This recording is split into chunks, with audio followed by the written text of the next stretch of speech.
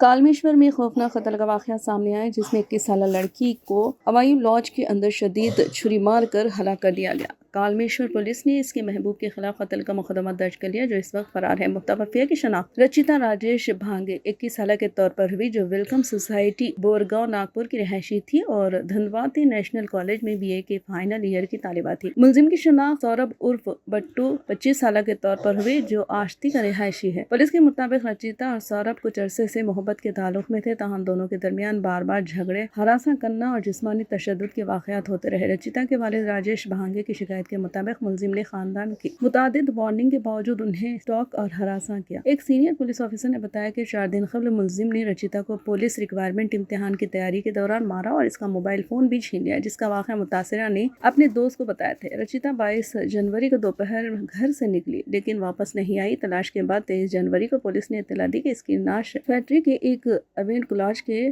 First floor room number 105 में मिली। लाश बिस्तर पर खून के धारे में पड़ी हुई थी और वहां छुरी भी मिली। पुलिस के मुताबिक लॉज में शदीद झगड़े के दौरान मुलजिम ने रचिता को गर्दन पर छुरी मारकर मौके पर हलाक कर दिया। कत्ल के बाद मुलजिम लॉज के फर्स्ट फ्लोर से कूदकर फरार हो गया।